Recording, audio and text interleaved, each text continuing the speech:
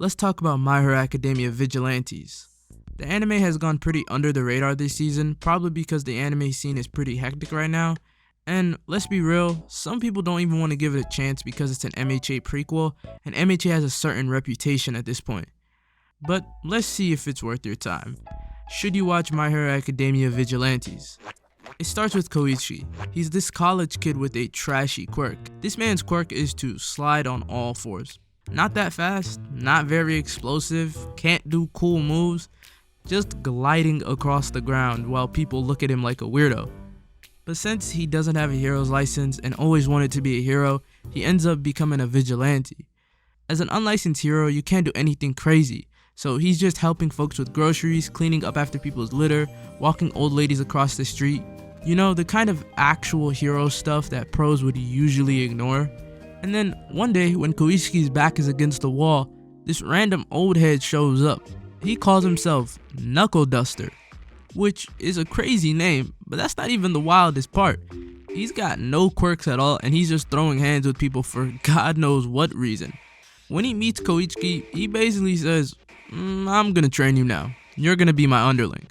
And that's how we got one of the most ragtag groups of vigilantes you'll ever see. You got a walking bug, an elderly man in Batman cosplay, and an idol girl. They begin their journey by going after street thugs, but these street thugs are putting steroids into their quirks to amp them up like 10x. And you wanna know who the main villain of season 1 is? It's a lady obsessed with bees, and she has a literal bee hole in her ear. We're already reaching peak crazy, I'm not surprised at this point. Now here's the hot take for the video. I'm enjoying Vigilantes a lot more than I ever enjoyed the original My Hero Academia series.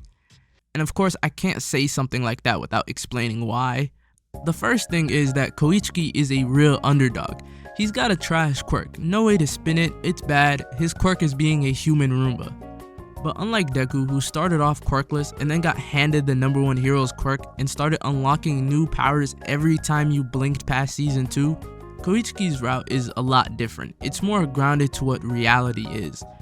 And even when he eventually powers up, not gonna spoil what happens, it stays within the limit of his quirk. It's earned, not some random ability that appeared out of nowhere to bail him out. Like I said before, the series itself feels a lot more realistic compared to the original MHA. The world feels more real, the people feel more real. You're not getting crazy Avengers style battles every 10 episodes. It's more like a Daredevil kind of story if I could compare it to anything else. And yeah, sure, there's an all-for-one type of villain behind the scenes, but for the most part of this season, you're seeing low-level criminals, the kind of day-to-day dangers that would actually exist in a city. And it's up to the vigilantes to handle them. That alone makes Vigilantes a lot better in my opinion. You're not stuck in another big arc, the story just moves due to the type of criminals they're handling. It just goes, never overstays its welcome. Another thing I like is that most of the cast are adults. You're not watching a bunch of high school kids running around trying to stop world-ending threats. You're watching grown folks deal with street-level problems. And that gives the show a completely different vibe. Bonus points for the art style too. It does differ enough to give it its own flavor while feeling like MHA's cousin. And it also looks better. And since the plot takes place before the main storyline of MHA, you do get some cool cameos here or there, like Deku's mom when he was a kid, Eraserhead, Stain the hero killer, and a few other people. Some get their backstories fully explained, but of course I'm not gonna spoil who. It's just a nice touch to add to the series. Overall, I think Vigilantes does a lot of better things than the main MHA series, but I understand why people aren't watching it. I get it, superhero fatigue is real. We're seeing millions of superhero shows and movies just pop up week after week after week, but MHA Vigilantes is really worth giving a shot. Should people watch it? Absolutely. I think it's the kind of story that people won't get tired of.